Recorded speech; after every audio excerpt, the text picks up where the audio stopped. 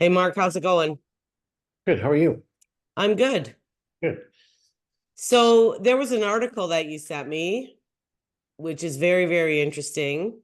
And I actually, once I saw the article, I told you, oh, I actually signed that petition. There was a petition going around, a huge one Mhm. for landlords and I believe like paralegals, there's all kinds of different people signing this petition. Yes. So I'll bring up the article so we can talk about it. Yeah. Should we give our viewers a little bit what we're gonna I'll give you a little viewers what we're gonna cover in the article a bit. We're gonna cover some things with some landlords that are advocating for automatic evictions. We're gonna cover off some different provinces stuff, and there's a few other people that chimed in on the article too, some advocates for tenants and landlords. So this is gonna be a pretty interesting topic. I'm always pro landlord because I've seen so many uh issues and articles and over the years of owning investment properties, the way the system is today, it's wrong and it's broken. So I sympathize with a lot of these people today that own properties that are at 30, 40, 50, $60,000 in rent, and then they got to put another 40 into their properties. The system's wrong. Yeah, and, So and I mean, the article starts off, landlords look to BC model, but tenant advocates say it's the wrong solution. So yeah, the article starts off on, of course, a horror story of, somebody that was waiting months and months. They're $24,000 in back rent. The right. property's totaled. Um, And for the to that point too, there's where people just, it's just not the money, Diane, that's the problem. Let's keep that picture there. We'll talk. It's the emotional and the stress behind this as well. And that gentleman that you're referring to was saying that he had to pay the mortgage for 10 months. Yeah. That's he's probably got his own property to cover off expenses. This is the problem. And then you return to this issues here. You're talking thousands and thousands of dollars. Yep. So they said that in 2022 and 2023, the LTB received more than 37,000 L1 applications to evict tenants for non-payment, making up more than half of all the applications from landlords. That year, only 7% of hearings were scheduled within the target frame of 50 or 55 calendar days. Only 7%. So 93% weren't within that target. No, 93% were not. Okay. Okay. That's good. And they've been saying for like a year and a half that they put on more adjudicators and blah blah blah. But I remember when we had the article that said the 37,000 was actually 53,000. Yeah, yeah, yeah. They Yes. misrepresented the numbers. Yes. Yes. Yes. So here it says more recent indicators shows hearing wait times are improving, with 73% scheduled within the target time during the second quarter of 2023, 2024. I don't know where they're getting those numbers because my Yeah. clients are getting them that fast. Not even close. Not even close. Not at all. No, no. So And there's this landlord, his last name, I think his last name is Seep. yeah, Um, Christopher Seep. He's the one that started the petition. yeah, And his petition advocates for a system similar to what's in place in BC. yeah. So Great. BC is already doing this successfully. Correct. So explain how it works in BC. Okay, so in BC, if the tenant is behind on rent, the landlord serves them with a 10-day notice to end the tenancy. The tenant then has 5 days to either pay or to apply to the landlord tenant board in a sense to dispute the action. If the tenant does neither of that, the landlord becomes successful, takes over the property, skips the whole hearing process. Imagine how fast evictions and bullshit stuff would speed up for that. It's massive. I think it's a great system, and we know the problems in the system today, and we know that the professional tenants are sitting there doing it, and there's time and time and time again because nothing gets done. Yes. So Well, problem right there. And no one should be Yes, Dan, if someone's having some financial problems and, we all go through some struggles once in a while, and I've had my properties and yes, they've gone, so you give them some time. but they're blatantly, there's just a lot of people out there today are blatantly just stop paying the rent because we got 7 or 8 months before we leave, so let's just coast.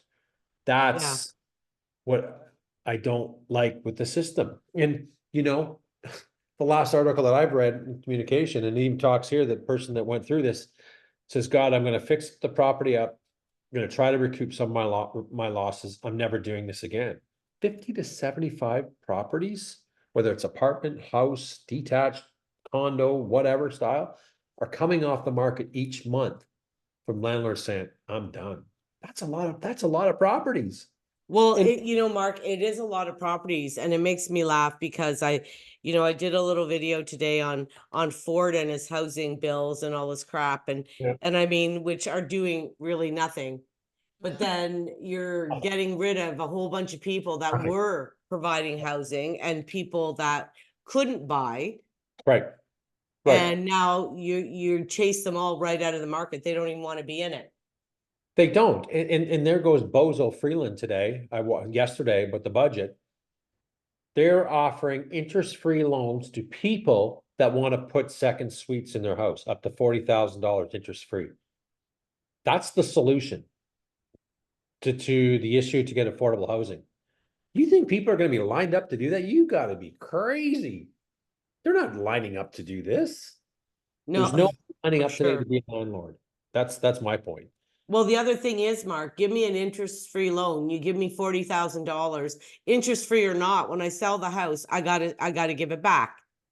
100%. You got to pay it back. So think about this. So say I get $1,500 a month. Mhm. How many years till it's $40,000? Oh, many. Right Hold on, I'll figure it out. out. Jeez. It's 26 years before the rent pays that loan. Yeah, yeah. And that's if everything goes good. That's never happening, right? It's not happening. It's not going to happen, right? No. And to that point, and we did a video the other day and I was astonished, and I've had lots of comments on it because I don't follow the rental market that much, and show rental properties for lease. But I was astonished. I told a lot of my friends, hey, I did a video on Barrie rental properties, and I couldn't believe the amount of rent that people are getting today. And so, and we went through 300 listings, and then we went back and seen the solds for the month. 169 of them were leased out. Man, I'm astonished. And this is going to get worse before it gets better. Because, that's that 100 and some 600 selling and turning over in 30 days. We got 2 months worth of rental supply right now. And this is the biggest time for people that are transitioning out of their, they're not moving in the wintertime, they're moving in this time. This is the time to be doing these things in better weather. Wow, like that, we don't have enough listings. We do have a crisis, even though we look at the board and we see all kinds of listings. Well, until we looked at the lease properties, we do have a problem. Yeah, we It's do. only Now, going to the go. other, okay, so on the other side of the coin is the advocates. So lawyer and tenant advocate Robert Patterson with the Tenant Resource and Advisory Center says the system may lead to speedy eviction, but it also can be taken advantage of by bad actors. How's that? How would it be? How would it be by bad actors? If someone doesn't pay, they still are going through a process, right? The boards are still involved. So how do you get a bad actor so you're not paying your rent, Diane, that I'm going to falsify documents like that? How would Mark, you, where's the bad actor? you think they're not falsifying them now sometimes? My kid's gonna live in the property. Bullshit. Well, They're not. I don't believe in that stuff too. Like, I don't They, believe, you know it as well as I do. Landlords lie too. no, I agree. But we're talking about non-payments, right? But, That's right. right, we're not talking about that, but to that point, yeah, there's a lot of bullshit stories of landlords doing that too to people, which is totally wrong. I don't advocate for that. But if someone is not paying their rent, and that's what this article is about, how can you say, well, they're lying and make this up and be a bad actor? You didn't pay, you need to leave. Yeah. Bottom Well, line. he says he hears regularly from tenants who said their landlord lied about giving them notice before applying for an order of possession. Ah, Okay. I think whenever we talk about accelerating eviction timelines and make it easier to evict, we always have to keep in mind that the flip side of that is the tenants are more vulnerable in their homes. So, but my thing is, Oh, I like this. um, Make sure you, well, and the Toronto Tenant Advocate says it's important to have strong measures in place to ensure tenants are not illegally evicted. I When agree. it comes to landlords facing debt due to months of unpaid rent, Dent argues that's simply part of the risk of business. Oh, okay, right, that the average Canadian is going to, and the average landlord. These aren't corporations owning these houses. There's the people like me and you that make a living like everybody else. So That you get, know what this advocate says? oh, I know what he says. I kind of boiled. I have no sympathy for landlords right now in this rental market. I have no sympathy for investors that have to learn about investment risk, but I have a lot of sympathy for tenants. Yeah. Well, that's where I don't have sympathy for the bad tenants. I have zero compassion for them. I don't. I feel bad for the ones that are, renting from slumlords and they're not getting their properties maintained and stuff like that, or being, wrongfully evicted through, like you said, oh, my son's moving in or I'm moving in. I agree. I feel bad for those people, but I have no respect for people not paying the rent. I don't. No, So well, and you know what? I have no sympathy for investors that have to learn about investment risk. yeah, So yeah, what, but what kills me about that statement, it kind of really pisses me off too. Because if I didn't pay my mortgage for 3 months, the bank would come and take my fucking I agree. house. I agree. I agree. They would I, just come and take my house and that would be it. I agree completely. So what you're saying is that I have a risk as a homeowner, not an Yep, investor, just a homeowner, that if I don't pay my bill, yep. right? So that they're going to take my house. But a landlord, that's investment risk. Well, we have our own homes are investments, Mark, Oh, 100%, 100%, right? 100%. And, we've heard many stories and many comments from on the channel where people have lost 50 grand in rent, 30, 40 grand to repair the property. People sleeping in cars in Collingwood, with like a beach area, because the tenants won't leave. We've heard it all. We've seen it all. Right. And that's where the system is broken. And that's why we're in the issue that we're in. And no one's eager to fix it. No politicians stepping up at a provincial level to fix this. The municipality mayors have talked about this issues and call a spade, says there's a problem out there. This needs to be fixed. You want to get more housing. We know how to get more housing. Start making the laws tougher for those people that don't pay. Investors would jump back into this game in a heartbeat. Yeah. They would. They would. If we had, you know, programs like they do in BC, damn right, people be back in this game tomorrow. Well, But and the no other one's thing is, jumping in. it's like, what we've said it in many videos, and like that agent I told you today called about buying one of my clients' properties that he had listed that has tenants in it that he, was trying to get rid of. Yeah, Long story short, I said to him, listen, he's a small guy. He has a small company. He took out money of his principal residence to buy this investment. yeah. He doesn't have a lot of money, Well, and he that's it. can't afford to lose a lot of money. Like all of these people with these little legal duplexes, most of them own 1 to 2 properties. That's all. That's it. That's it. That's it. They can't afford to not be paid for a year. Nope. They They don't all, have that cash flow. they don't. They And don't. people, and he says, that investment risk, he has no, no sympathy for those kind of people. Well, those are the kind of people too, Mark, like us, who have no pension. We're going to Yeah. get $1,000 a bloody month to live on when we get at 65. Mhm. We're Yeah. going to have to, I can tell you already, I'm going to be working till the day I die because I can't live on $1,000 a month. I don't No, have a government pension. no, Did I no. choose this career? Yes. But in Yeah. my whole, it's not the career I've had my whole life. I've never had a pension in any career I've been in. Yeah. Yeah. Yeah. I know. And there's a lot of people that have, like I said, like yourselves, other people that have investment properties for that's their future. There's their pension plan.